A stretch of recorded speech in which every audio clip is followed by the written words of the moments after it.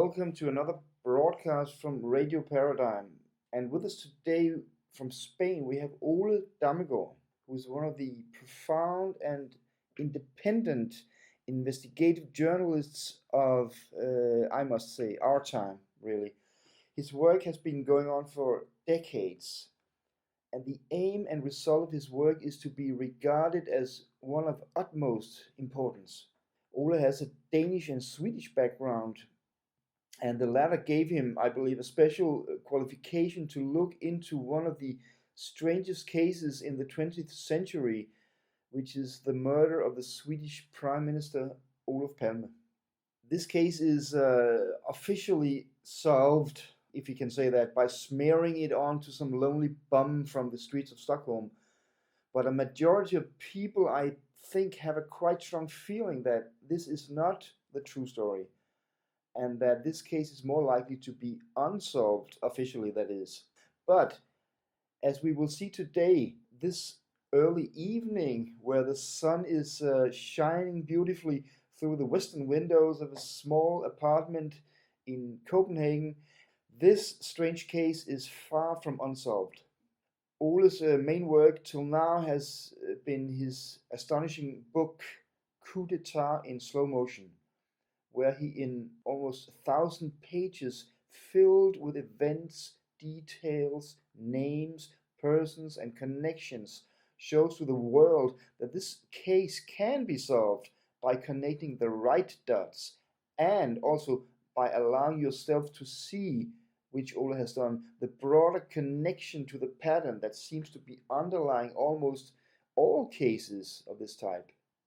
This pattern is, we could call, the footprint of a very small group of people that call themselves the global elite, this very strange word.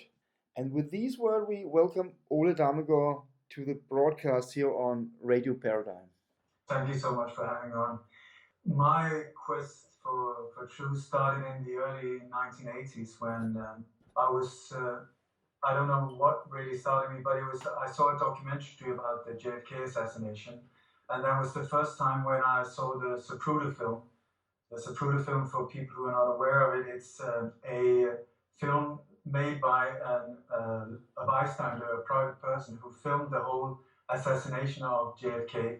And with his film, even though it turned out that it's been very manipulated, but it's very, very clear that the final headshot came from the front right, behind the so-called picket fence on the Gatineau, and not from where we were told from behind and from above, where the so-called, the guy who's been blamed for the assassination ever since was sitting.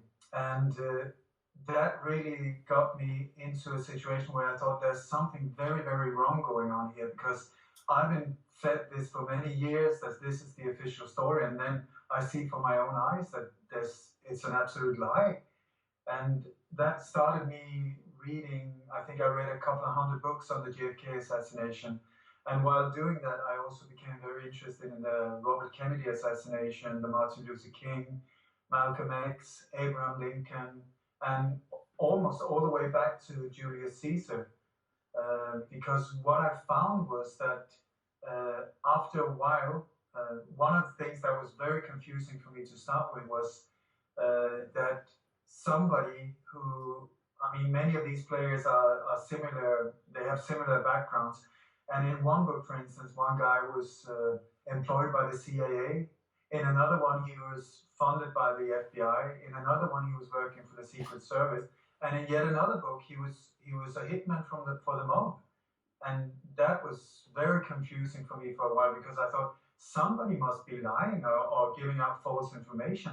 But it turned out instead that this was exactly how it worked with many of these players, that they were employed by the CIA and the FBI, working sometimes for the mob and so on, and funded by somebody in the back, like a hidden hand that was controlling these different events. And so what happened then was that after I don't know how many thousands of hours I put into trying to find out this, at that point it was only for my own sake, and like I say, it was in the early 1980s. And then after a while, it was almost like I could see there was a pattern, like a clear pattern on how these assassinations on a high level was carried out. How they, not exactly how they did it on a street level, how the shooting was done and so on, but how the whole operation was carried out and how the general population and was duped into thinking that it was a work of a lone crazy guy, a lone patsy that was just crazy. So he just killed whoever just for no reason. So after a while, I started just for my own sake, I started writing a book where I tried to put all this information of all these hundreds of books into one, to simplify it, to make it possible to view from a higher point of view. And while doing that, I started seeing, like I said, almost like a clear, like a template they were using, like a bullet point list of how to commit one of these assassinations and how to get away with them. And I managed to track this way back in history, just following, seeing, my God, they did it there, they did it there, they did it there in the 1860s, they did it there. So I managed to almost take it back to what I believe was a tactic used by the old Romans that have just been modified and modernized and used with more high-tech equipment, but exactly the same bullet point list. And while I was doing that, this was in around 1986 that I was starting to get a very clear picture of this.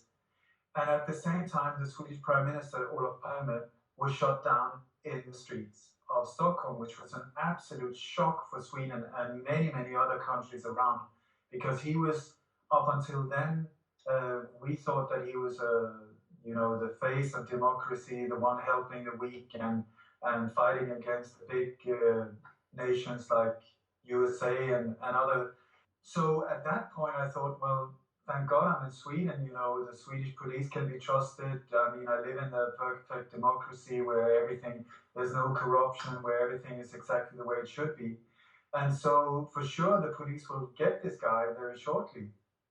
And then the months went by, and suddenly I started seeing the same template appearing in Sweden as had appeared in Chile, in Argentina, in South Africa, and it just blew my mind, because I thought, how the hell can these look the same? How can they follow the same template if they're not connected? So from that point, I started looking at these assassinations on a higher level, seeing above nation borders. Instead of seeing that the killing of Robert Smith in South Africa was a South African assassination, the overtake of Salvador Allende was for something for Chile, and the killing of JFK was something for the States, and Olof Palme was the Swedish assassination. Instead of buying into that one, which is the one we're being fed, I started looking on a higher level, and it's taken me about 30 years, but now I managed to track down and prove very strong links between the killing of JFK, the killing of Robert Kennedy, the killing of Martin Luther King, 9/11, Oklahoma City, Salvador Allende, the overtake of Salvador Allende, the killing of Pablo Neruda in Chile as well. He was a Nobel Prize winning poet.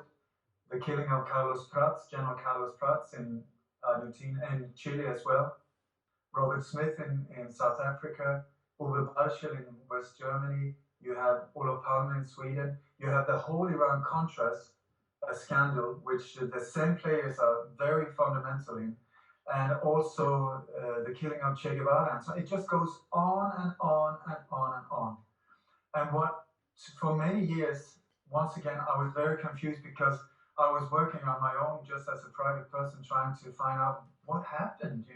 How did Sweden, for instance, end up in such a downward spiral from being a country that officially really cared about other nations, that really cared for refugees, that really cared for poor people and so on.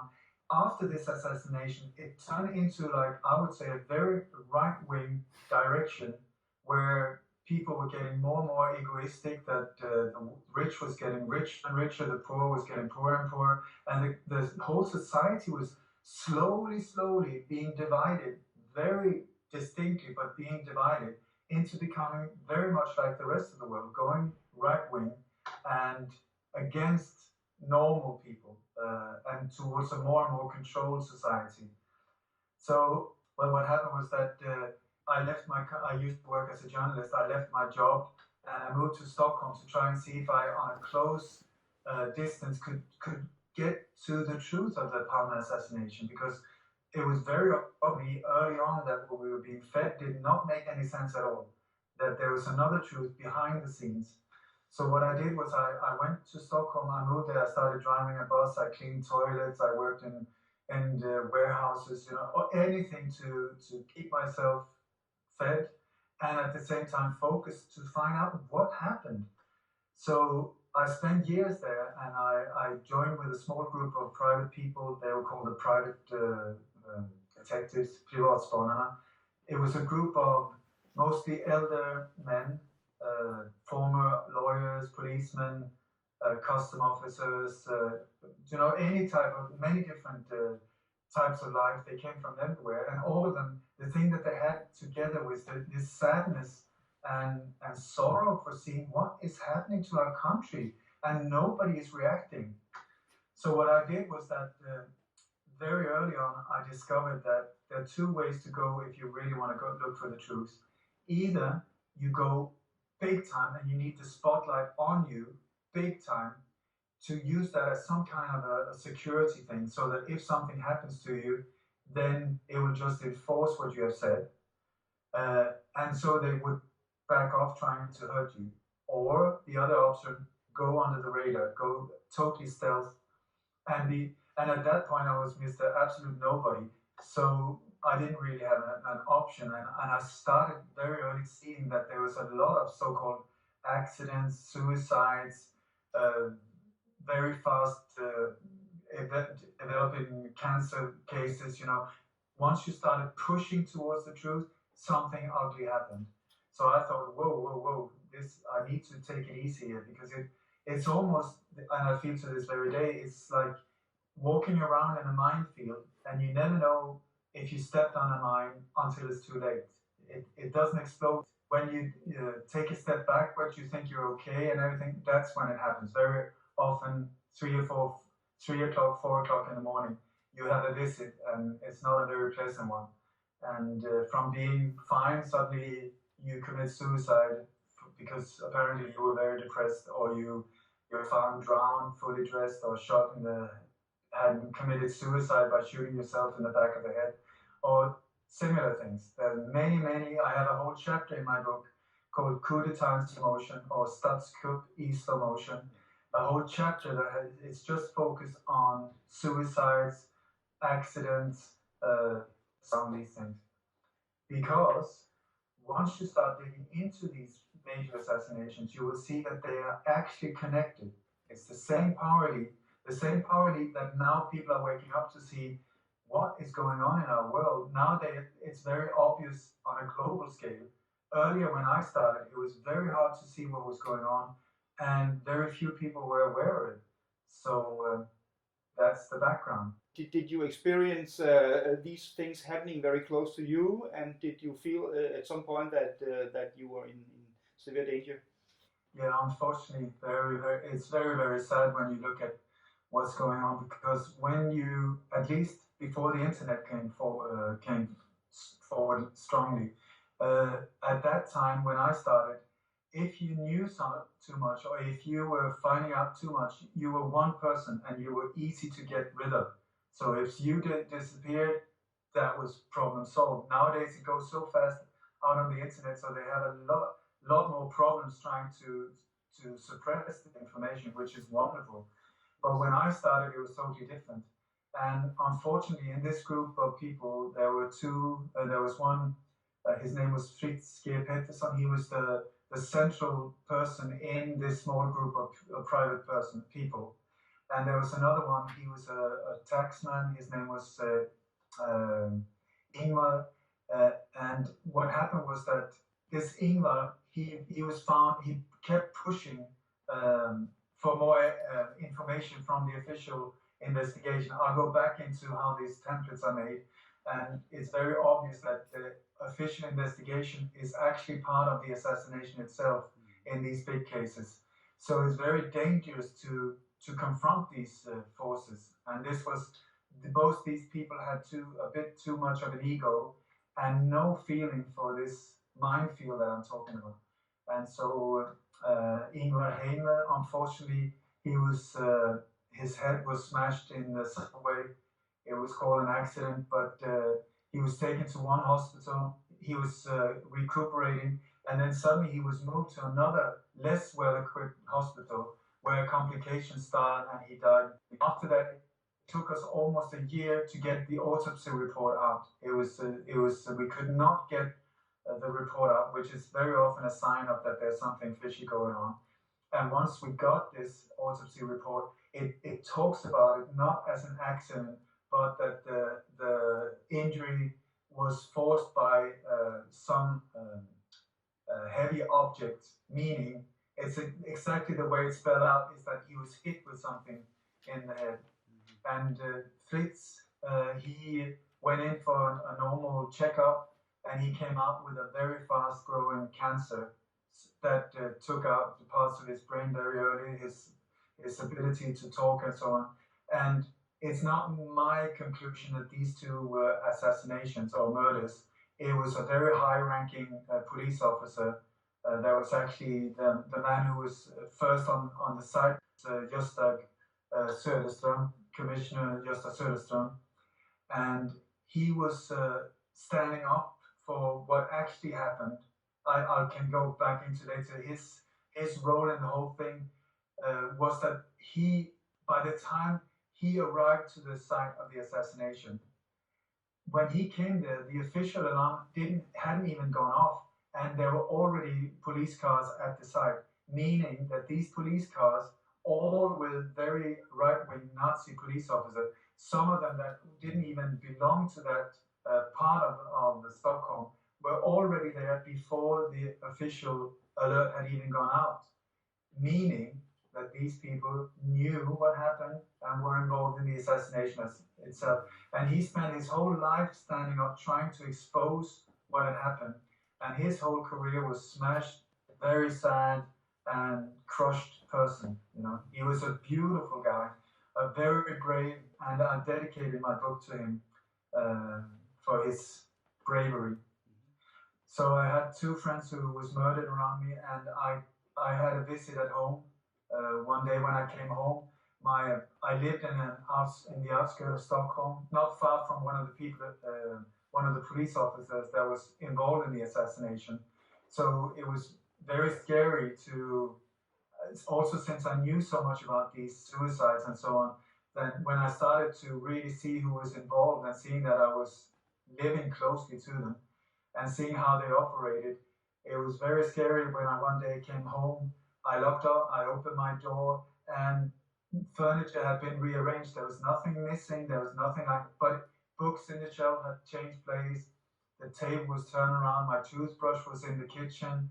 And this is a way that both the mob and these forces they go in, if you have alarms, whatever they have, they just bypass them. They go in, they change around stuff, they can unscrew the shelves in your kitchen or something like that. What they do is they make a statement.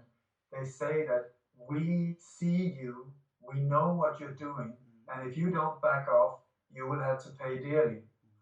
And that was a scary experience. There was also a photo that I had in my photo album that they'd taken out. It was a photo my brother took just a day after the assassination. And on the photo, there was some of the first flowers on where the blood was, where he was shot. And then somebody had put a sign, "Why is a true Democrat murdered?" And that photo was stuck under my bathtub in the drain. So they had put water on it, and so the colors had turned in, so it looked like blood that was running off the photo. So I got the message, and I backed off for a while. And then me and my girlfriend decided to leave the country. So we moved here to Spain, and this is where I finished the book. It's called Coup in Slow Motion. You can find it on my website, lightonconspiracies.com. And it's almost 1,000 pages with great detail, photos, names, details, maps, top secret documents, everything about how the whole thing was carried out, planned, who drove the getaway cars, all of these things. And I would just say that if the official story was true, that it was a one lone crazy guy, an alcoholic by the name of Christer Pettersson, who killed Olof Palme because he mistook him for his drug dealer because they had the same kind of fur hat on, I would just say that I would be some kind of a what you 1,000 pages of absolute empty baloney. So I would say also when people get this book, I would say please read it. Do not swallow it without criticism. Read it, make up your own mind, and if it makes sense, if you can see that this is actually true, then spread it. Don't buy into what I'm saying just because somebody else is putting. I've also tried to write the book not as my opinion, my personal opinion. I've just put the jigsaw in front of people, putting the pieces there so that you can judge for yourself. So when you're talking about the mob, we are always talking about power, but we're also talking about money. So big money is at the stake here. And if you remember I think it was the second Godfather film where you remember Michael Corleone, he said to his wife that was leaving him, Kay, you must understand, because she was finding out what they were actually doing. And then he said to her, but Kay, in 1 year, this will all be legal. So and I always think of this as probably a very good description of what happened to the American society. And we are talking about primarily, I guess, British American connections here, with deep ties into what happened. Basically the whole 20th century, the big wars. The British call it the Great War, even the First World War. That didn't finish, which means that the Second World War had to come. And then after the Second World War, we see all these moves, and I know you have been deep into the Gladio operations also, and that Olof Palme also was connected to that. And we have lately been studying for what one of the FBI whistleblowers, Sybil Edmonds, have been telling about that Gladio. Well, it is an ongoing operation. It never ended. So now they're talking about Gladio B. It almost has nothing to do with the original Gladio that was this idea of staying behind in case the Russians should come again. Now they are just like NATO, and a very aggressive force doing terrorism attacks all over the world basically, but especially in the Middle East and Central Asia, and against Russia also, of course, and China and all these countries. Would you ascribe to this notion that it is basically a huge mob operation that we are seeing here? I would say it's a little tricky when you use the word mob. Yeah. I would say a super criminal organization, a global corporation. I mean, more or less, they build it up like corporation nowadays. They don't see it as countries anymore. It's like almost like franchise. They move from country to country. But so I would say that instead of talking about countries like the States or England or France or Denmark and so on, we need to see further up in the power pyramid. And that's where groups like the Bilderberg Group, the Trilateral Commission, the Council on Foreign Relations, the Skull and Bones, the Committee of 300, these type of organizations are very, very important to look into who their members are, whose agenda they're serving. It's not at the top of the pyramid. I leave the top of the pyramid to other people that are more that knows more about these areas. I'm more on a street level because once you get into this world of conspiracies, not conspiracy theories, but conspiracies, it's massive. It is so big. So we need to sort of one person can't take the whole thing on. So that I take my part and I leave the rest for people.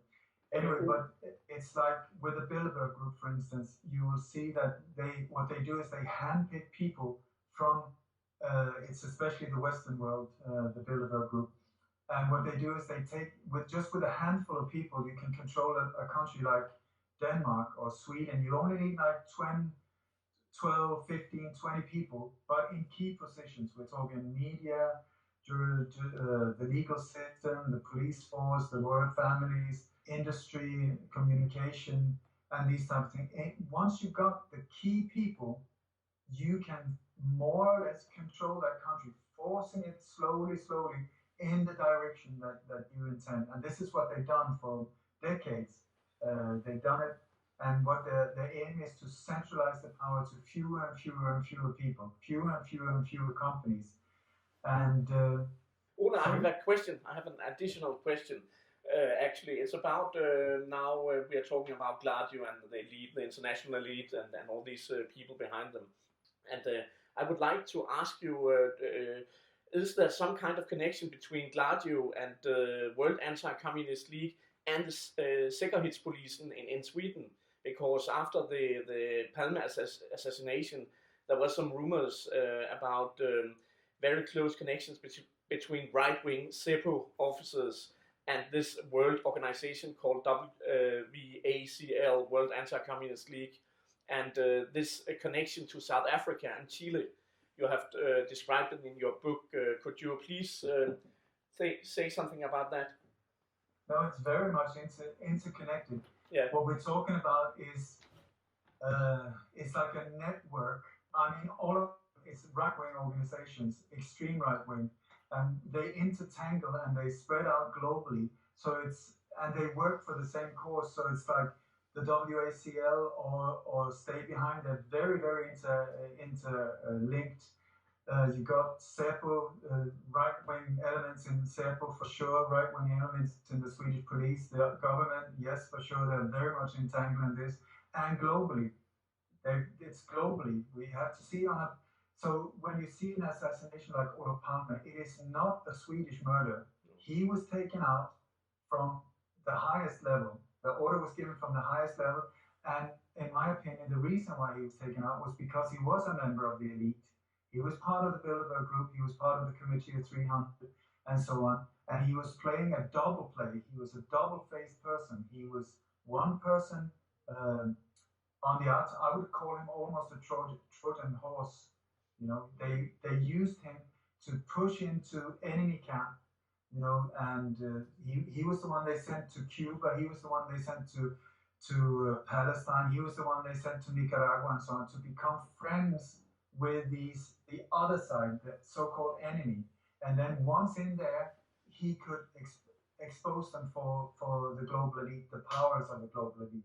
So I can go into, it's a very difficult assassination to explain because it's so multi-layered. I was on Red Eyes Creations, and we did an almost 10-hour interview just on the Palme assassination, trying to sort out what actually happened. So I don't really want to go into a lot of details because, it's right. Especially if I go into what I really think happened, it sounds like I was totally off my rockers. But once you build it up with 8 hours, of course, the connection between Palme and this Bofors case, where the Indian Prime Minister at that time, Mr. Rajiv Gandhi, was assassinated later. Was that a direct connection between the assassination of Olof Palme and the assassination of Rajiv Gandhi in India? Do you think so? I don't know if there was a direct connection. What I do know is that he signed the biggest arms deals for Sweden ever with Rajiv Gandhi just before he was assassinated. And that I do not know about the assassination of Rajiv Gandhi, but I do know that the whole Bofors scandal included bribes on a mind-blowing scale. I mean, we're talking sums that are just, you can hardly count the zeros. And Rajiv Gandhi was in that whole game, and he was taken out once again by a so-called lone crazy woman or guy or whoever it was that took him out. Doesn't matter. I feel very strongly that was part of the whole. At Palme's funeral, we saw Rajiv Gandhi participating. He was actually one of the most beloved persons at that very big funeral with all these head of states. I remember that Rajiv Gandhi was one of the highest persons at his funeral, and maybe he was assassinated because of these political connections between the Social Democrats of Sweden and the Congress Party of India, also because of Indira Gandhi earlier, was one of the leading political personalities when it comes to the non-aligned movement.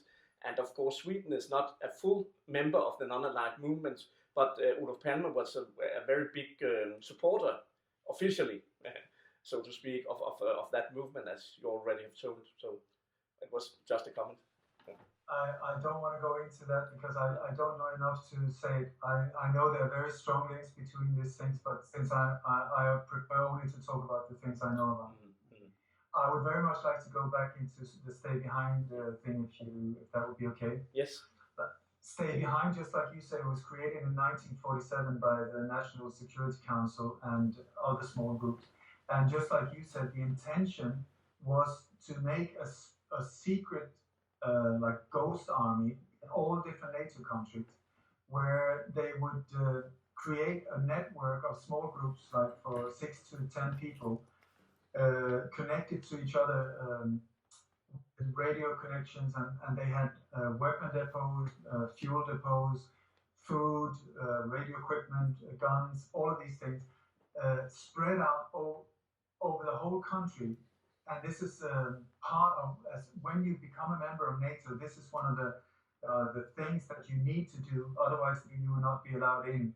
So what they did was they created this whole ghost army that nobody knew about.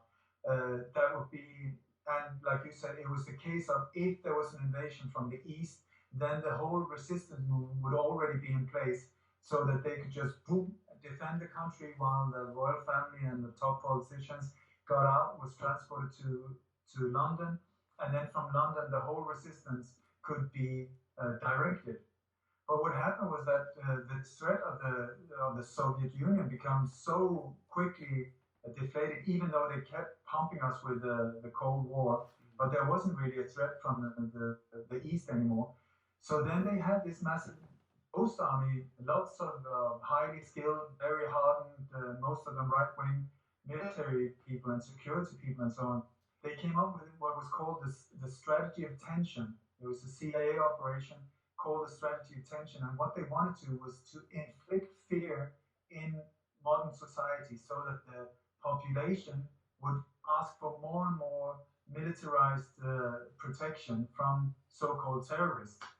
So what they started was to inflict fear on normal people's lives. They had to hit them, like in supermarkets, train stations, subway stations, bus transport, football stadiums, whatever. Many of these were carried out. The Red Brigade, these different so-called terrorist fractions were backed up by this Stay Behind movement, or Gladio, which is also called. Every single country has its own name for Stay Behind. The Swedish name was Stay Behind. The Italian name, which was the name that was used generally, was Gladio. And it's the old Roman gladiator sword. And it was first in 1991, I think it was, when there was a lawyer in Italy called Felix Casson who discovered this network. He through one of his clients, he was made aware of that it existed, and he just couldn't believe it. But so he started digging, and in the end, it created a massive scandal where I think there was about 10,000 people involved in Italy, both in the network, but also way up on the highest level of government. And then that scandal spread across Europe, in Belgium, Holland, you name it. And also it was exposed that this thing existed in Sweden. Remember, Sweden was a neutral country. I would say neutral in one of these very obvious quotations. It's not neutral ever, I would say. But it's been like a sleeping member of the NATO. One of the things that Olof Palme did was also, he came from a very rich background, very right-wing, upper-class background. And his first jobs and so on was at the Defense Department, working for secret operations, and I mean, almost like a spy, but for the defense office. He was also sent to Eastern Bloc countries and things like that. And then it came to a point where Tage Erlander, that was the former Prime Minister of Sweden, who was also a Bilderberger, he called him in, or I'm not sure how it happened, who called him in, but at that point, suddenly, from being a very right-wing politician, he turned very left. He became a social democrat. And they say that it was because he hitchhiked around in the States and he saw the poverty. Suddenly he got a soft heart and, oh my God, we need to take care of each other, and totally turned around. And from that point on, he was a social democrat and working for the equal, the equality of different class levels and so on. I would say when you start studying him and what he was involved in from very early on, he was playing a double-faced game. He was working for the bankers, for the elite. You will see that when he made his statesman for instance, in 1968, when he stood up as the only, as far as I know, the only Western politician that was standing up against the atrocities done in Vietnam by the U.S. Army and so on. He was the only one that stood up and walked together with the ambassador of North Vietnam in a demonstration there. Really, it's like more or less giving the states the finger. But when you look back in history, and also when he started, he went out in media saying, I think it was after one of these major massacres in Vietnam, and he was saying very, very strong words against the states and so on.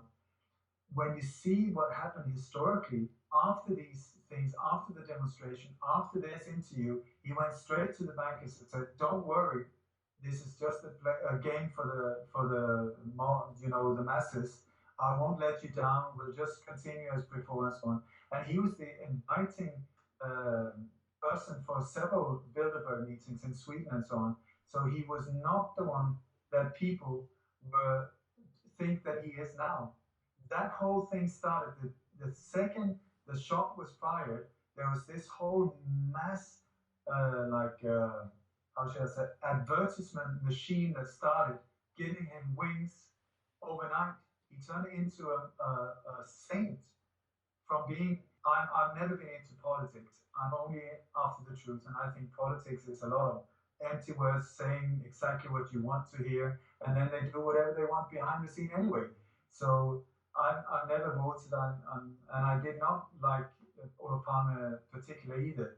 So the reason why I spent so many years trying to find out what actually happened and who killed him and so on was in the search of truth, not to make him a saint or put him down in any way. But it's just during these 30 years, I found a very, very different picture of him than I thought before. And he was also one of the key members when it came to building up the Swedish Day Behind movement. And also, the building that he was shot outside is the so-called Skandia house. Skandia is a Swedish insurance company. It was created by his granddad, and it was called Thule, Thule, to start with. That is exactly as Thule Gesellschaft before Hitler. The whole thing that is connected with Hitler, some of it was named Thule.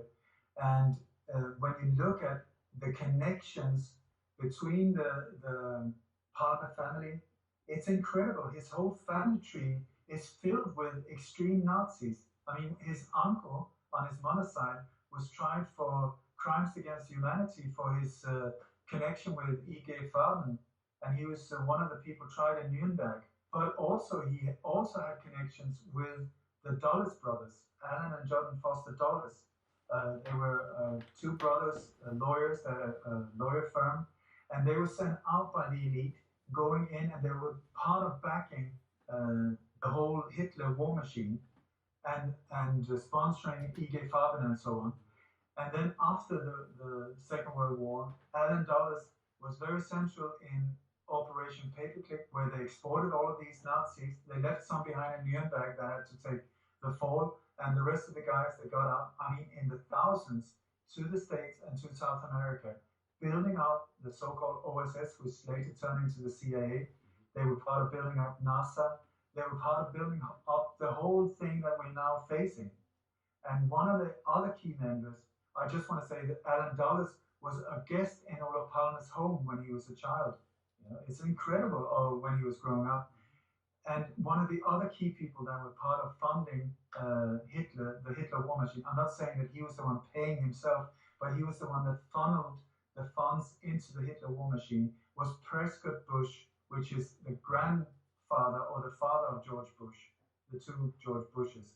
So we see the same families. There's a small little group of families that are so involved in these things. And later, Alan Dulles was part of the JFK assassination.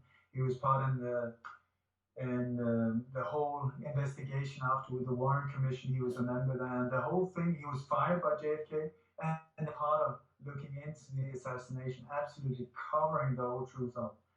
So, which fits very well with the concept of both the mob, which is connection of families, and it fits very very well with the Roman concept, because Rome, what was that? It was built with powerful families, often fighting each other, but sometimes also a mobster would often recognize another mobster because he's like me. So why not be interrelated unless they go against me? And it's also very hard to get around the Nazi connection, of course. That goes way, way back. Sweden, I believe, is one of the countries, although, as you said, it's neutral. Compared to Denmark, for instance, much deeper Nazi root in their society. And after the Second World War, I believe that the Swedish police was not like the Danish, for instance, was much more cleaned up. And these people were thrown out. I believe in Sweden it did not happen. One thing I would like to ask you about, because we are seeing a whole scheme playing out now, especially in Southern Europe, or should we say the northern part of Europe attacking the southern part of Europe with some financial terrorist attacks, I would call them. And it's and there is one pattern here that I kept wondering about. Countries like Greece, Italy, Spain, as you would know a lot about, Portugal, are all old fascist dictatorships, meaning that there would be a very rich, powerful elite that would as a kind of parasitic entity live in these countries, making them vulnerable to an attack from, for instance, the European Central Bank and the IMF going in. But how is it with Spain right now? I believe the Spains are learning a very hard lesson in these days. True. I just want to say that this is the first time I heard what you're saying. It's really interesting. I never made that connection with a historical fascist. And Argentina also, because they exported the southern model, the Latin model, without even changing the names. Most of the Latin American countries. Yeah. They are modeled after the southern European fascism. So well. But I would say that it's almost like what you're describing is once again like a Trojan horse that is left behind. And then it's or a sleeping agent, and then once you need it, it's activated. And I would say when you look at the royal families, when you look at the Bilderberg members, who are the members in these countries and so on, and how the global elite, especially the International Monetary Fund and the World Bank, these are the two, when it comes to financial weapons, these are the two institutes that they created and that they use. I think it's a very interesting observation you made there with this fascist background. I also think that one of the things is they try out their different agendas on like limited areas, where to see what type of problems they will have. I think Sweden is one of the countries they test out some areas, because the Swede normally is very lame when it comes to react. Like I would say, if you ban beer in Denmark, you would have a revolution on your hand.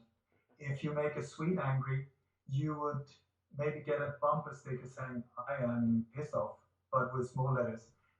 So Sweden is a country like Spain. If you try things here, they get angry, and they will start reacting. But so they try out different areas.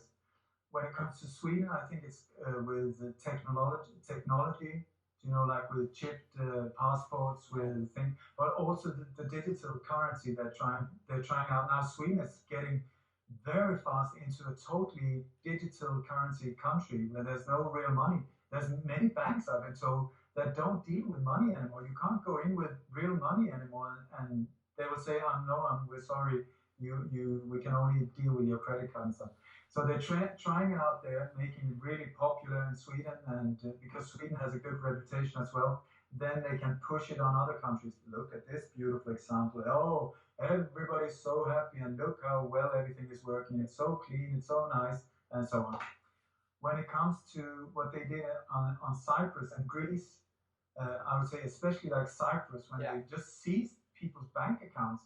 Look what they did. They surrounded the island with warships or discrete, military power, and then they just said that was, of course, it had nothing to do with, there was an exercise going on, so they were not connected in any way. I mean, how can you even think the thought? It was there, but they were there, very visible, and then they just said, okay, let's turn off the bank accounts and see what happens. Are we going to have a riot? Are we going to have a revolution? But it's on a controlled space. And so they had some problems, but they got the general idea, not a major problem. And very soon after, I believe there was a remark from a high-level Belgian member of the European Union that said, okay, we did it. We have now a new strategy from the Cyprus strategy, meaning this is, it came out of his mouth. How stupid can it be? But on the other hand, he said it very clearly. So be aware, we can do it again, and we will do it again. And I believe what the Icelanders did was very, very brave.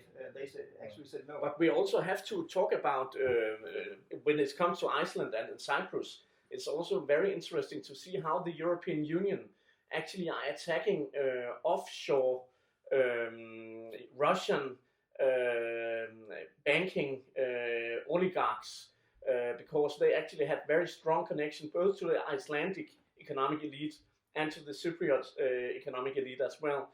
And I think actually much of the attacks against Iceland and Cyprus was actually an attack against Russian economic interests already at that time. So now we can see that it is actually a new development because of the attacks upon Cyprus and Greece, where a lot of Russian oligarchs had their money. They are now actually moving the European Union's political interests into Eastern Europe, deep into Eastern European area, as the Ukraine, Kiev, with this coup d'etat in Kiev recently. And it is actually a kind of further expansion of the European Union semi-fascist strategies to strangulate Eastern Russian political economic interests. So we can see there's a clear-cut connection between the attacks upon these southeastern European countries and the new policies in the Ukraine, actually. So I think there's a lot of interesting developments going on now when it comes to European Union foreign policies. Also, when we look at the Baltic states, we can see that actually Sweden, as usual, because of the history and the close the close geographical situated country like Sweden, is actually very much involved deeply involved in Baltic political affairs. Also, you had these good, interesting documents about Estonia. Could you maybe say something about the Estonian affair? Could I just say that I think to understand many of the things that are going on, it's really, really important to study history, study where these organizations like the European Union came from, who created them. Was it normal, honest people? No, it was members of this global elite Who created the World Health Organization? Who created the World Wildlife Fund? Who created these things? Same people, and they're created there to give an illusion of democracy, an illusion that we are, but they're used against us. I mean, the agenda now is rape, kill, and plunder. That's it. And so they're using the European Union, the United Nations, the NATO, the International Monetary Fund, and the World Bank. These are 5 of the major weapons. I mean, we're talking weapons that are destroying us with them. And so when you say that now the European Union are starting to go to the Baltics, it's like they've sent a ship there to destroy the countries from the inside, no, from the outside, but under the flag of democracy and freedom and we're coming here to help you. Absolute not true. They're there to destroy country by country by country. So I think Klaus was referring to the sinking of the Estonian ship that is connected also. Probably, what would you say that there could also be a kind of Gladio operation going on here? And there's a close connection, of course, to the Swedish. I believe that Swedish politicians were even involved in the cover-up of the whole affair. Once again, we're back to a massive conspiracy. What is said to be an accident was very, very obvious quite early that it was not. There were so many strange things going on. And what happened with, I cannot say that I know the truth about the Estonian. I know a lot about it. And what I know for sure is that there was a ship that was blown up with explosives. And I know for one thing for sure as well, that there was a massive NATO operation going on, a naval operation going on with 15 different countries involved at that time. The same started the day before or the same day in 1994. These ships, I mean, big warships with all type of super high equipment, was in Kattegat and on the west side of Norway. They could very easily have come to the rescue for this for this ship.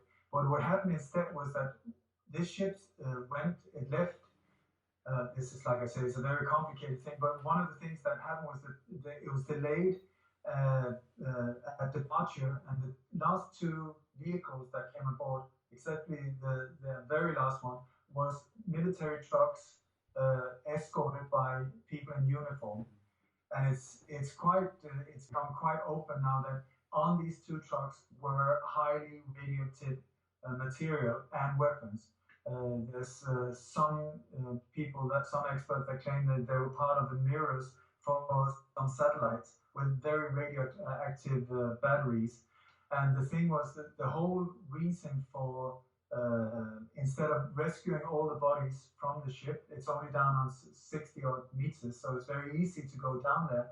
The whole reason why they wanted to cover the whole ferry in concrete, I don't know if you know that. Yes. They wanted to make like a mausoleum of this ferry out in the middle of absolute nowhere, because they said, but otherwise sports divers would go down and steal bottles of whiskey. Okay, make up your own mind. We put in $1 million to cover it open, and the cost of 1 bottle of whiskey is like a few dollars. Does it make sense? Not really. And but what I believe happened was that the whole was part of a military smuggle route. When the Baltic states were freed from Russia, they started dismantling, with Swedish help, they started dismantling the whole weapon and military, all the installations and military factories and so on. And there was one submarine base in Paldiski, not far from on the Estonian coast. And like I say, Sweden was there, and also there was an Estonian colonel that worked for the American army for many years. And then when Estonia became free, he went back to help to create the national army and so on. His name was Alexander Einzel. And what happened was that in this submarine base, some of this material was on, as far as I know, on these 2 trucks that was taken on board. What then happened was that on the way to Sweden, there were these explosions about an hour after they left harbor. There were explosions on board the ship, and I don't know how much detail you want to go into.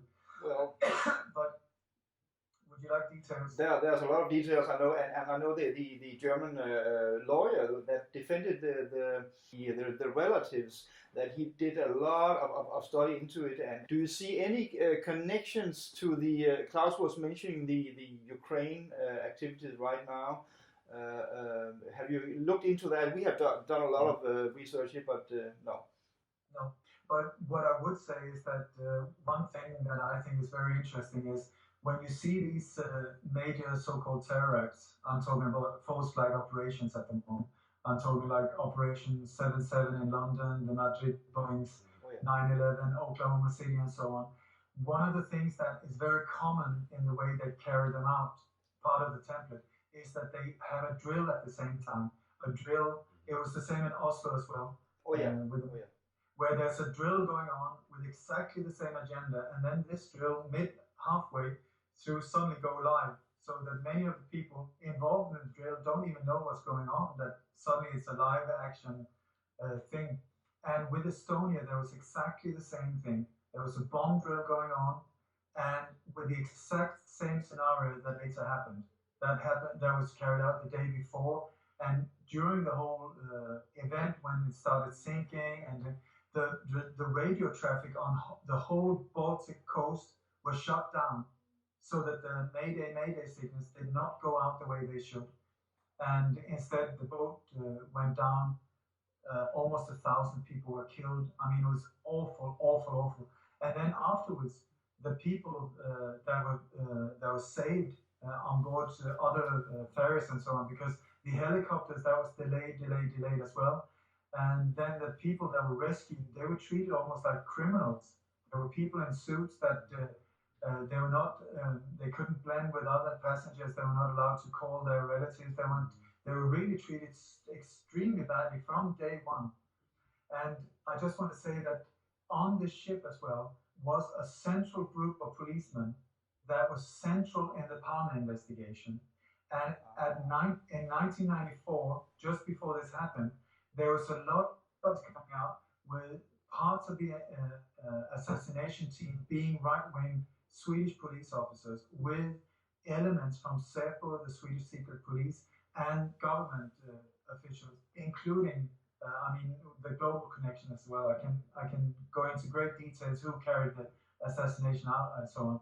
But there were these revelations going on saying that it was an inside job, and that the investigation is part of the assassination as well.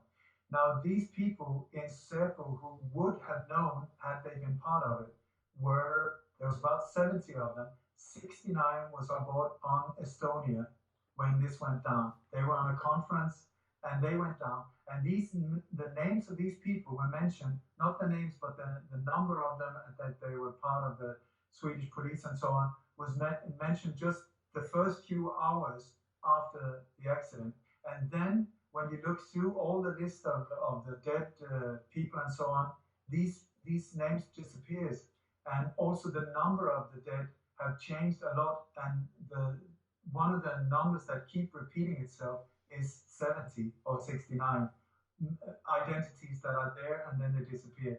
So I would just say, could it be that when you look at other big things, so-called terror acts, when they try to get rid of one person, they can do that with a car accident, a suicide, and so on.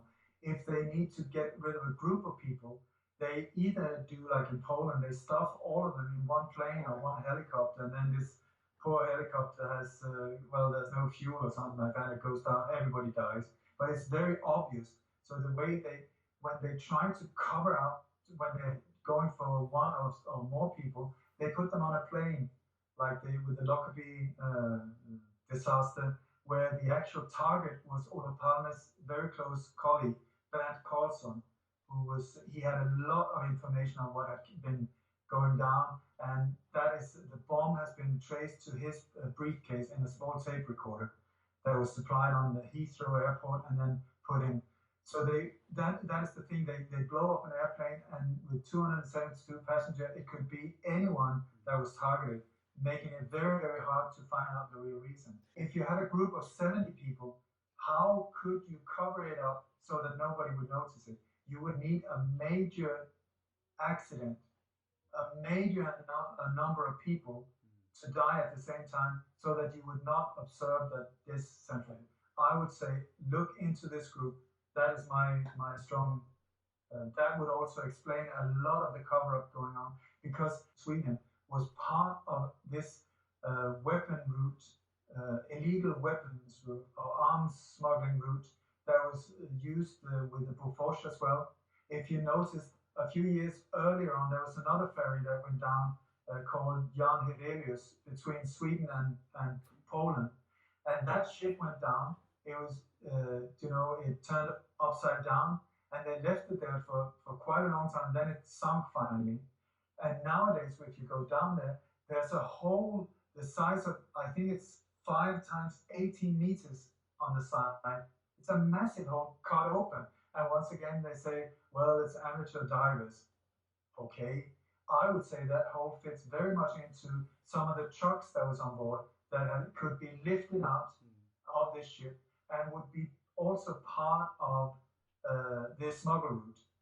I would also say that the truck drivers and so on, they have never been able to get money from the insurance companies and so on, which they would have had it been an accident. I never heard about that incident.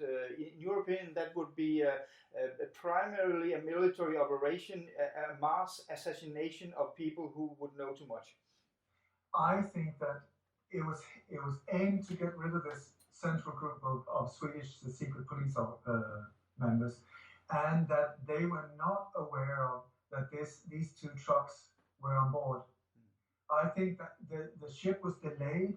I think it was supposed to leave, and then somebody called and said, listen, stop, we need to get these 2 trucks on board. And these 2 trucks messed it up big time. Okay. And was a risk of exposing the whole military's illegal arms smuggling routes from Russia down through Sweden, through Poland and East Germany, out into Europe, where they changed the papers, just like they did with all the Bofors thing. They had what they were called green and red countries, legal and illegal countries to export weapons to, because Sweden, beautifully enough, as a neutral country, what the hell are they doing with an arms industry? You could ask yourself. But they're only allowed to export weapons to war countries that are not in war, but only for defense.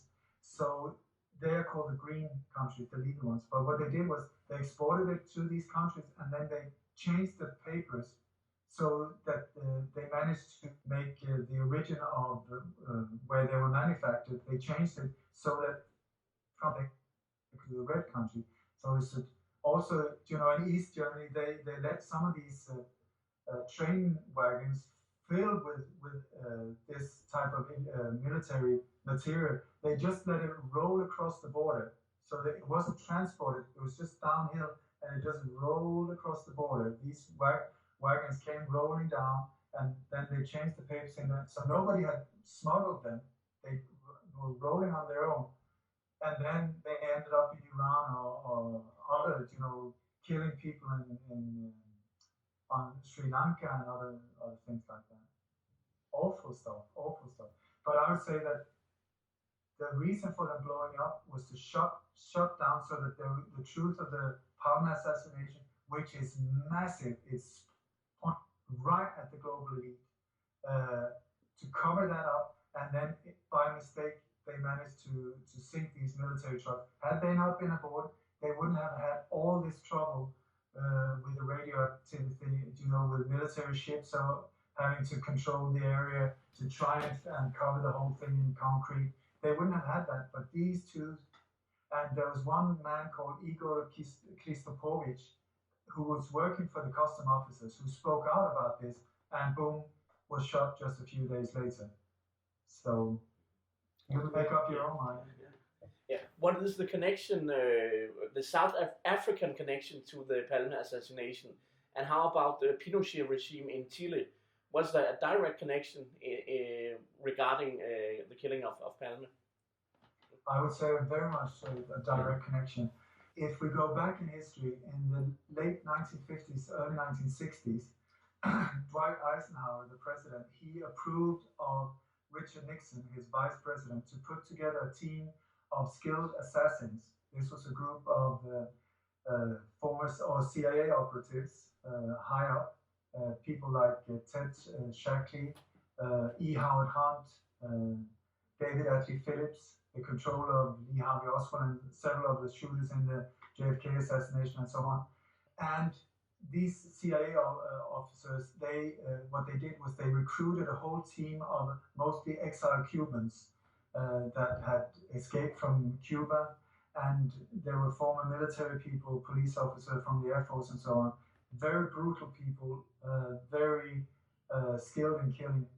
So they under the supervision of Richard Nixon, they created this team of assassins, and the man put there to funnel the funds from big corporations like Standard Oil, United Fruits, and also from oil tycoons and the military industrial complex. The man put in charge of funneling the funds to this group of assassins was a man called George Herbert Walker Bush. Okay. And this guy pops up everywhere. When you see from the 1950s all the way up, almost till today, this guy is central. And the Bush family, if you look at the background, he makes Hitler look like a schoolboy. It is unreal what this family has been involved in. Anyway, this team of assassins were firstly they wanted to use them to take out foreign leaders or whoever they had problems with globally. So they used them. The first task was to take out Fidel Castro, which they tried several times, but they failed. Then came the Bay of Pigs invasion, the failed one, and they got very much pissed off with JFK for multiple reasons. And what they did was they aimed this cannon, highly skilled cannon, at JFK. And when you look at Dealey Plaza, what actually happened there, many of the shooters, because he was totally surrounded by teams of assassins, it was not only triangular fire, there were loads of people shooting at him. And many of the shooters, many of the radio operators, many of the spotters came from Operation 40. Now this group later was used as the Robert Kennedy assassination. Members of this Operation 40 was used to track down Che Guevara in Bolivia. Members of this Operation 40 was used. They were central, super central in the whole Iran-Contra scandal. They were part of the Watergate burglar. The people that were arrested there, 4 of them, members of Operation 40. They were all after that. These people, they're called the grandmother of all operations because they've been used as the template to educate new people, new assassins, new torturers, and so on. So they were sent. Some key people were sent down to Argentina in 1973, where they took out. Chile, when they took out Salvador Allende. They were part of killing him. They were also part of creating what was called Operation Condor, which was an operation that tracked down and killed opponents to the Pinochet regime that had taken over. Totally funded and supported by the CIA, Henry Kissinger, Operation 40. They're super central, George Bush in this as well. Then they were also sent to Vietnam, part of Operation Phoenix under William Colby, that was also part of creating the Stay Behind movement, and later the director of the CIA.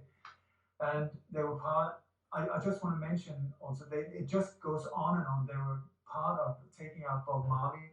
They were part of when they tried to shoot Bob Marley.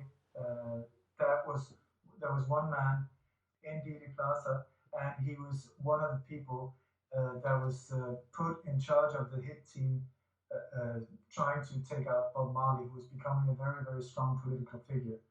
Anyway, they were also part of killing Orlando Lettier and blowing him up in Washington, D.C. They were part of killing a very famous man in South Africa, Robert Smith. And one of the people that was recruited after the JFK assassination on a later scale, but part of the overtake of Salvador Allende, was a man by the name of Michael Vernon Townley. Now, this Michael Vernon Townley is super central in many assassinations in Europe and globally as well. And he was in Stockholm the night that Olof Palme was shot. He was in Copenhagen just the day before, and later he was there, together with another key figure in Stay Behind, an Italian called the King of Terror. His name is Stefano della Chiai. He's admitted that he was part of the Olof Palme assassination. They were both part of trying to kill Bernardo Leighton in Rome. Very similar assassination as the Olof Palme assassination.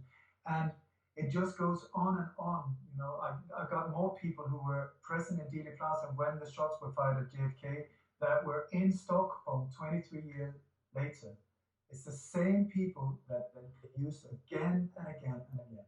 The South African connection was that the order of the assassination, as far as I've been able to find out, was given to a South African colonel by the name of Craig Williamson. In these operations, the people carrying them out on a street level have absolutely no idea where the order came from, how it was funded, why it was done. They don't care. And it's totally compartmentalized. They only know their little piece of the puzzle, so that they cannot turn a whistleblower and give the whole picture. It's always very chopped up like this. And the order, since it was very important not to be able to track it down back to the CIA or the Swedish SEPO or other, was given to a South African colonel called Craig Williamson. The reason it was given to him was that he had earlier on totally infiltrated the Swedish government. He was called a super spy. He made up that he was a political refugee, and Sweden was embracing him as a hero standing up towards the apartheid regime. So he was taken in, and in the end he came as high up. So he was writing the speeches for people, not like Olof Palme, but very close up, very close on that level. Then when he was exposed, he ran back to South Africa. He fled back and was put up very high up in the ranks. Anyway, so he was given the task to put together a hit team to take out Olof Palme. And what he did was he recruited people from different countries, different backgrounds, without any apparent connections, so that if somebody like myself would start digging into it, it just point all over the place. So what he did was that there was a small farm called Daisy Farm just outside Johannesburg. It looks like a little cute farm, and it's called Daisy Farm, but it was actually a death center, a torture center for the secret police in South Africa, where they brought people in and chopped them up and killed them and tortured them, you name it. But during 2-3 months, that was where they planned the whole Olof Palme assassination and so on. And he got people in like the Rhodesian mercenary called Anthony White. He had another one of his agents called Rian Stander. There was another guy called Peter. Sorry, it's been a while since I've been in the Okay. But these three went up. They flew from South Africa up to Luxembourg, and then went in a car up and into Sweden. Then he recruited, or part of the Stay Behind. They used the Stay Behind network.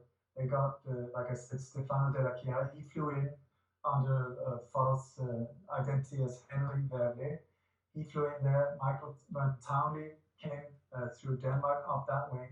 You had a Norwegian mercenary called Olof Christian Olstad, who met up with Craig Williamson before he was handed over a lot of money, and then he was part of this team as well. And then you had a backup of local support by right extreme police officers from the Norrmalm police station in Stockholm. That is the central police station that covers the castle, the government buildings, the major banks, and so on. And we're talking extreme right-wing police officers that were part of this whole thing, backing them up with logistics as weapon, cars, food, housing, and so on. So it's not South Africa as a country that is involved. He was recruited to put together a hit team. And so it's very important not to see countries here, but to see individuals and how they're connected. But the American intelligence agencies, was they also involved in this? Was they a part of it? The men behind, or maybe even planning the assassination of Palme, or were they coordinating with the other intelligence? No, it was coordinated. And this is also where, a few days before the assassination, there was a telegram sent from a man called Philip. I'm sorry, like I said, it's been a long time. He was a very close associate to George Bush Sr., and he sent a telegram to one of the major people in the P2 Lodge, the Masonic Lodge in Italy. No, it was the other way around. It was sent to him, and the telegram said, "Please tell our good friend Bush that the Swedish tree will be felling." Now, his name was Palm. They always call him Olof Palm, not Olof Palme. Right. And so there's been a lot of speculations about this telegram. And George Bush Sr. is very, very central in this assassination, I would say. You also got elements of the Mossad, and they all interact like this. When you go up in the power pyramid, there's no difference between the Mossad, the MI5, the MI6, the CIA, the NSA, the Swedish secret police, and so on. They're all interconnected. On a lower level, not. But when you get up to the top, by now, they used to be separated, but now they're all working together. So it's not Mossad, it's not the CIA, it's not BOSS, it's not SEPO, and so on. It's connected. Maybe even the assassination of Makarios, the leader of Cyprus in 1974, was also a conglomerate, coordinated action against this leader. I think also so. With Israeli and American, of course, intelligence agencies and others, Europeans too. So I think it's the way they're doing it. They're coordinating their actions in that way. And also when they are killing or making coup d'etats in Latin America, for instance, with the United Fruit Company working in Guatemala back in the early 1950s, when they assassinated and made a coup d'etat in Guatemala against the president, what was his name, Jacobo Arbenz, I think it was, yeah. So they also connected to it, of course, United Fruit. The people that took out Arbenz was the people from Operation 40. They chose E. Howard Hunt, Ted Shackley, and David Atlee Phillips because they were hardened veterans doing, they were part of the coup or when they took out Mossadegh in Iran. When you look at the history, they're using the same people. And I heard an interview once with somebody involved, and he said, "But how is it possible that you use the same people?" And the guy answered, "But why change a winning team? They're the best. They're doing great. Why should we change it?" And this is exactly what you see. And I just want to point out also that lately I've made an interview and I've become friends with George Bush Sr.'s former private assassin. His name is Chip Tatum. He was a deep cover agent for the CIA for 25 years. He was a black helicopter pilot. He was a black op assassin, and he was part of a very super secret team called the Pegasus, where there was George Bush Sr.'s private team for assassinations. They flew at least 17 missions where they took out people right, left, and center. And then he became a whistleblower. And when you talk to him, or when I discuss these type of things, I've got confirmation on every single thing I've been saying, but from the inside. So it's not. I'm not taking things out of the open air. Sometimes there's a difference in the understanding of what happened, but also he was very much compartmentalized as well. Like in all operations, he was kept very, very. He was only given the exact knowledge he needed, not the big picture. So it's very, very interesting for someone like myself to now get on the inside and get also become friends with these people, because it's very mind blowing to speak to an assassin and at the same time a very gentleman, a very kind father, like a father, a family man, and at the same time, the things that he's done, and at the same time, I really admire his courage for becoming a whistleblower, and it's very like, for me at least, because it's so easy when you see monsters and good guys, but when they start blending, this is the thing, and many of these people were recruited at a young age, and suddenly they ended up like in shark horses, not knowing how to get out. So it's a confusing time. Ole, do you think, we are talking about a very pyramidal system that are controlled from a central hold, and there are of course always inner circle, and as you say, the lower you get, the broader you get, the more compartmentalized it is. But my guess would be, having never been inside any of these things here, that there would be quite a lot of people given the chance to do like the guy you were talking about here, to actually look into his own past, to actually regret and actually say, I could live another life. But when you are a young boy and you are addressed by the Hells Angels, saying, now, little friend, we have an offer for you, and the first time it's free. But soon you will find yourself woven into a net of basically your own deeds. You're compromised. But given the chance, would you say that there's a lot of people who would, the day that the whole cabal would eventually start to crumble, they would say, let's get the hell out of here. We don't want to do this anymore, and we will put our knowledge and our forces in the hands of not the elite any longer. I tell you, I think what you describe is very standard procedure. Like people, especially now, you see this whole network of pedophile gangs, of sex parties, of sex with minors and homosexual activities and so on. It's coming out more and more that this has been going on a high level in, I would say, more or less all countries. And we had the so-called brothel scandal in Sweden, where there were hundreds of politicians and police officers and whoever were involved. Just like J. Edgar Hoover, he used to, like, they arranged for these parties and other things that would compromise you, and you are invited into this brotherhood. You are like one of the big boys now, and come on, everything is great. You suddenly you're being treated so good, and then like these sex parties, you get involved, you do things you normally wouldn't do, maybe with minors or homosexual activities. And what you do not know is that it's all being filmed and registered. It can be worse things than that. They spend a lot of time, like J. Edgar Hoover, like I would say, like maybe 70% of the power of the FBI was to dig out dirt on his, the people in power, so that he had them by the balls. And I would say that this is what has happened in most countries as well.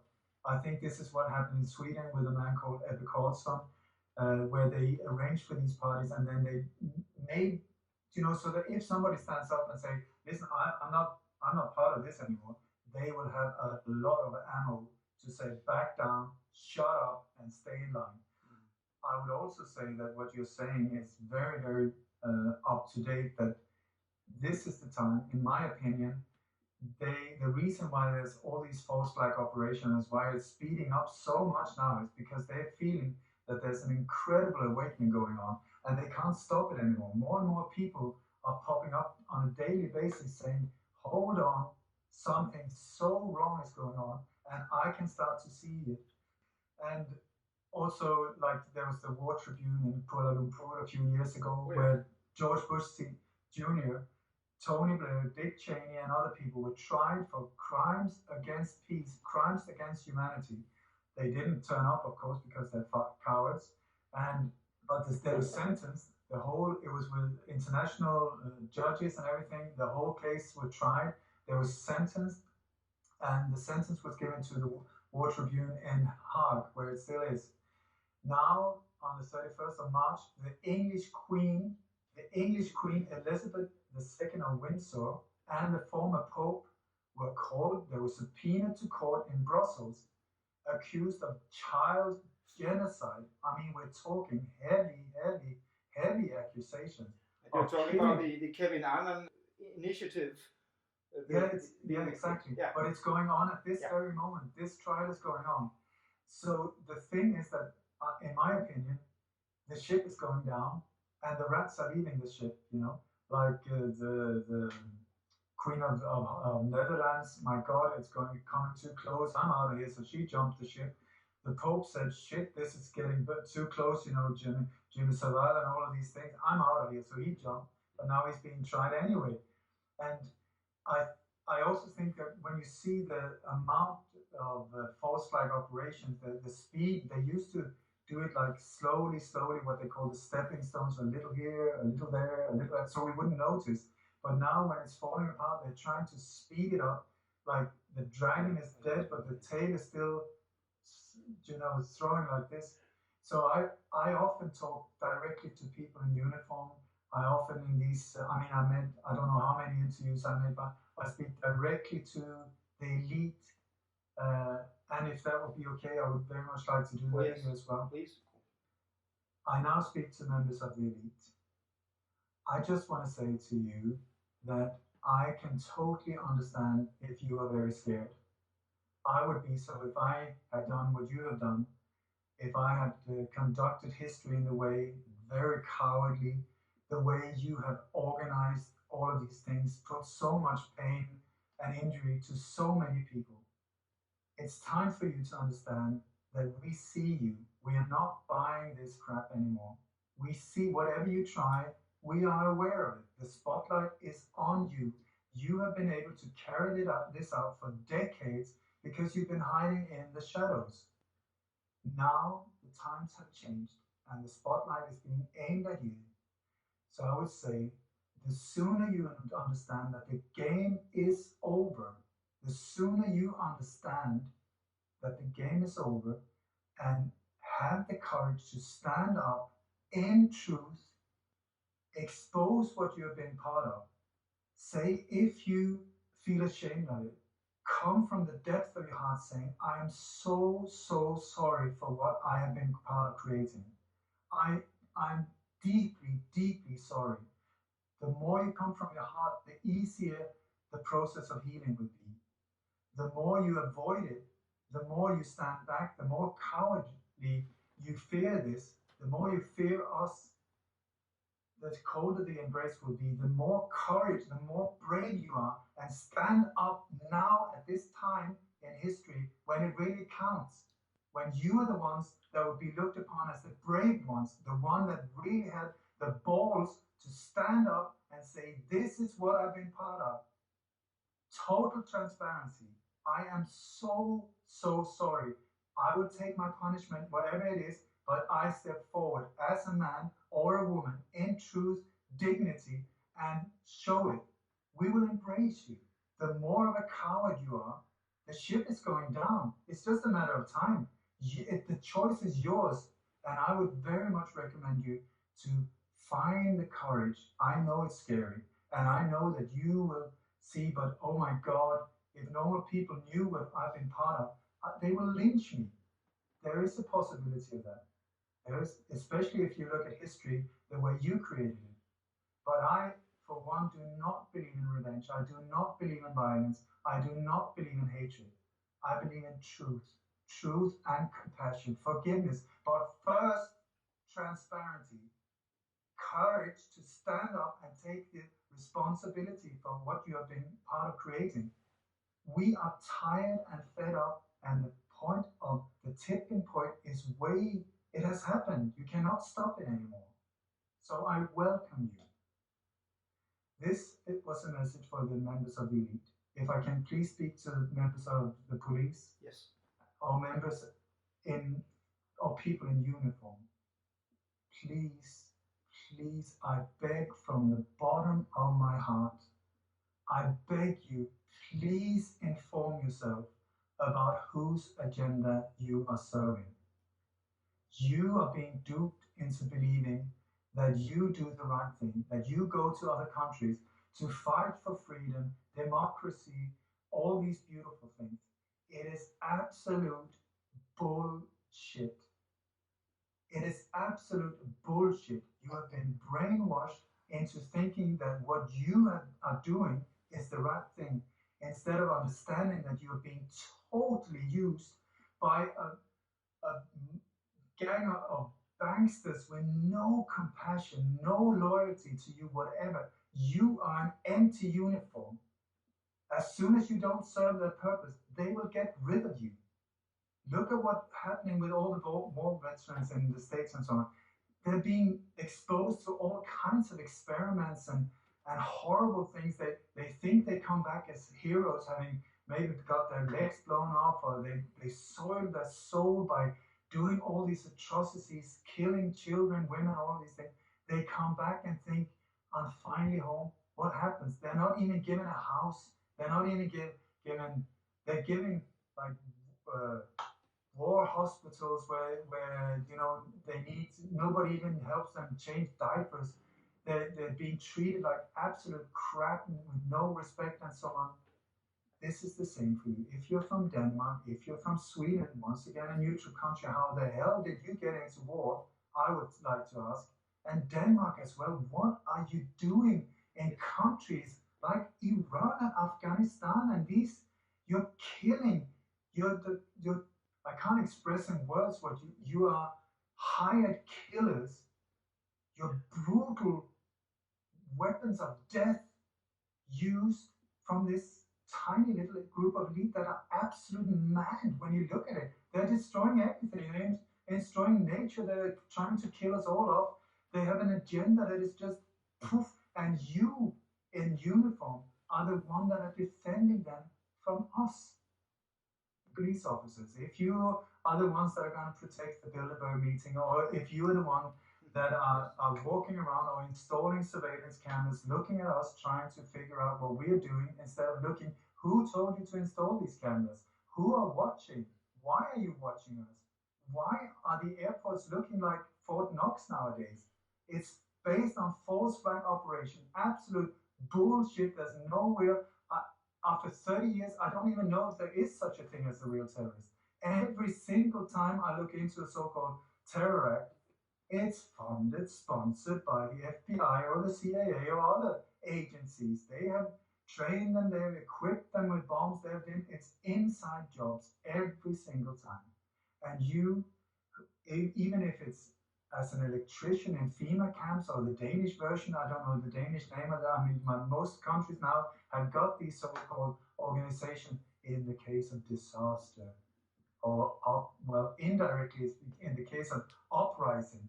You are being trained to take care of us, not them, to control us, to hurt us, to terrorize us, to shut up and stay down and not stand up for what we are, beautiful human beings with values that is divine. You have become the weapons of terror against your own. It's incredible. And I could just, once again, from the bottom of my heart, please wake up, get out, understand what is going on. If you put down your weapons, or if you just say, I have sworn loyalty to the population, I'm a police officer of the population, I will defend the population. You're doing a great job. Excellent. I totally honor you. If you defend this mad gang of mobsters terrorizing the rest of us, it's totally disgrace. And if you study history, I must warn you, if you look at history, look at what happened in the Second World War, in the Nazi regime, which is very similar to what's going on now with the New World Order. It's the same agenda, just in a more modern form. How does people look at the people of Gestapo? How does people look back on history to people that work for up there? The SS troops, how are they looked upon? you will be looked upon in the same way. So I can just say, inform yourself. Don't trust what I'm saying. Don't trust what anyone else is saying. Look into it. The more you learn, the more you will say, oh my God, how the hell did I end up in this situation? And when you wake up, maybe you cannot leave your uniform. I'm not saying you should do that. I'm saying do the right thing. Ask your heart. When somebody is saying, as a soldier, shoot that guy, shoot that child, it's an order. It is your finger. It is you that decides to do it or not. It's your soul that will have to carry this for the rest of your living days and onwards. It is you who have to take the responsibility, just as I have to take my responsibility. You have to do it. So, for the love of God, before you do any more of these things, back up, wake up. It's painful to wake up. It takes balls. It is scary. We will embrace you. I tell you, we will embrace you. Don't fear us. And that was all I wanted to say. I thank you for your prayer for both the people on high positions and the people in not so high positions. And I also thank you for this message for the Danish people. We are a growing number of people that are thinking just this way. What are we doing? Running behind the ass of the big guys. What do we expect to gain from that? And how will our children and children's children look upon a country that where the population also now has blood on their hands because they passively have accepted what was going on? There was some protest at the Iraq war, but it faded out. And today, after 9/11, I would say the people that think they can think, the intelligentsia of Denmark are now so compromised and asleep that we should not expect many good things from them.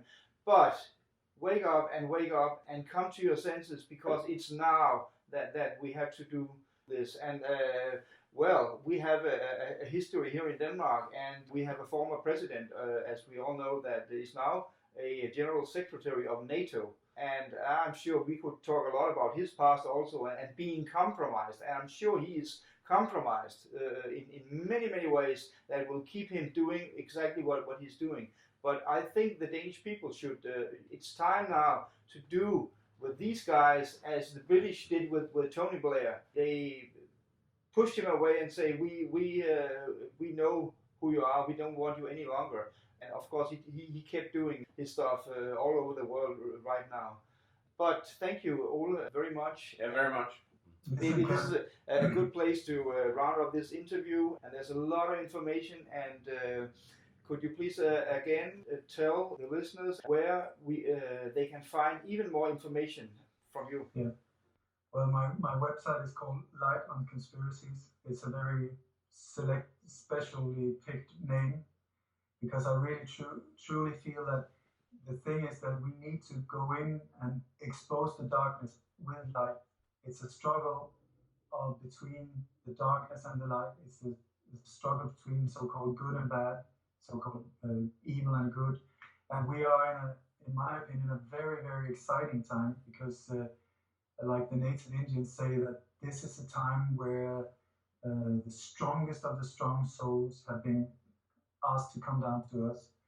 We have been selected by our ancestors to come forward in this time to show ourselves brave and stand in pride and truth and honesty, like the light warriors we are. So I would say this is not a time to sit and pick your nose and change the channel to look at another X Factor or football game. This is a time to once again stand up in truth and see what is going on. You are being challenged, and if you do not do anything, you are part of the silent crowd that allows it to happen. And this is not the way to go. See, once again, check out history, what happened with Jews and other groups of countries. It's only by us allowing it. This is the whole thing, this so-called elite group that I would like to call something totally different. I would call them the minority or the lightless or something like that. Not the elite, that's what they call themselves. or the cowards. That would be an even better word. I would say that they're only like a couple of thousand, 2, 3, 4, 5,000 or something like that. We are 7 billion people. So why on earth are we allowing it? We should just be laughing and turning our backs to them and go and have fun somewhere else, to let them control us and be part of it. Because the mad thing is we are controlling ourselves. Can you believe it? It's unreal.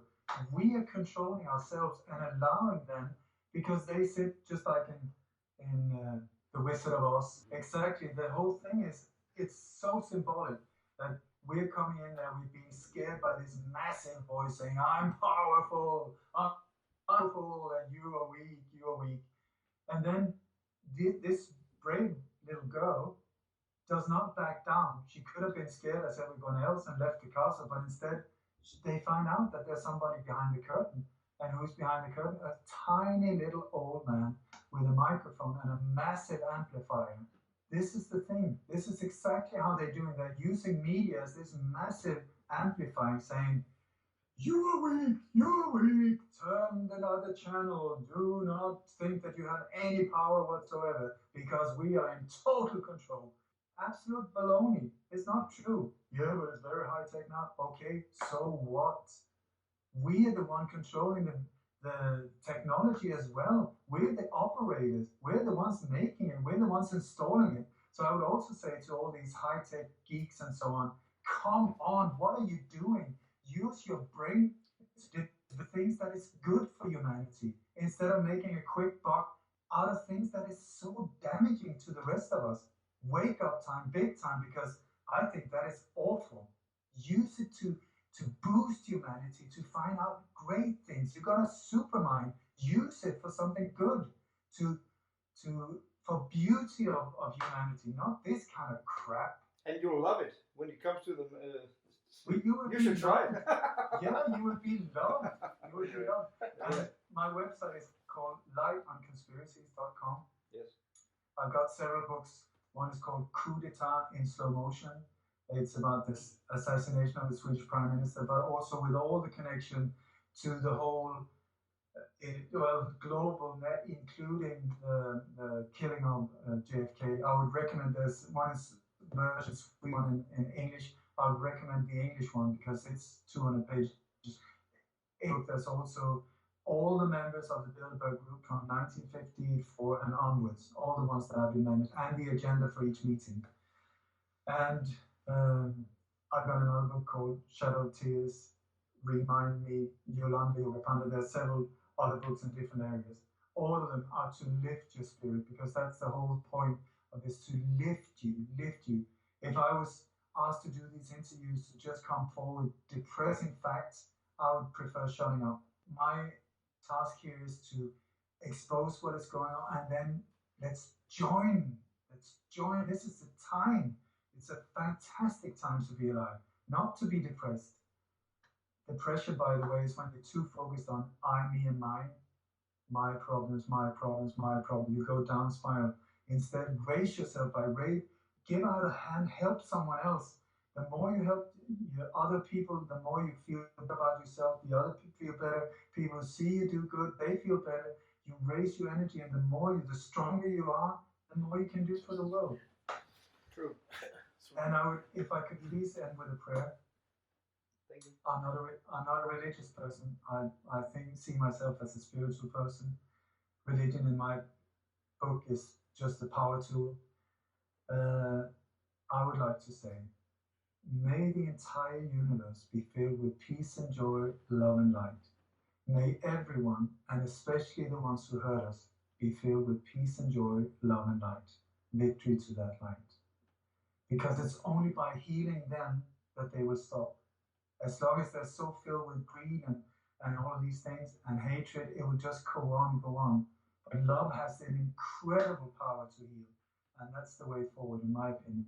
Compassion, forgiveness, love, but first, transparency, bravery, stand up, become whistleblowers, or whatever you want, heart openers, or whatever you want to call it. Be the brave ones. Come to us. We will welcome you. And the time is now. It's never been a better time than now. We will understand that you are afraid, and we will treat you that way. I would also want to say that I've been part of exposing 2 serial killers that's been active since the late 50s all the way up until today. The 2 people, their name is Clyde Forshaw and Walter Zabinski. They've been part of many of the major conspiracies, and each have taken out more than 1,000 people, if what I've been able to find out. They're based in Toronto, and I exposed them not out of hate or revenge or anything like that. I just wanted to stop. The madness has to stop. And after I started doing that, what happened was that my website was totally smashed up.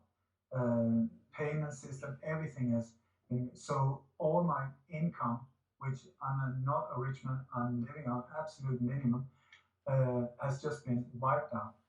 So if anyone would like to support me in what I've done for 30 years, I have a family to take care of, children to feed. Please, donations are extremely appreciated. If you want, buy my books, sign up for my newsletter, become a member, and so on. And I will do my utmost to deliver as much quality info and whatever. Also, if you any type of speech or anything where I can be, where I can make a difference, or if there's a difficult situation, maybe a stand down with police or whatever, if I can be in the front trying to keep a calming effect on the whole thing, if I can, I'll be there. Call me, I'll be there. And with that, I want to say thank you. Thank you, Ole. Thank you very much. Thank you very much. My absolute pleasure.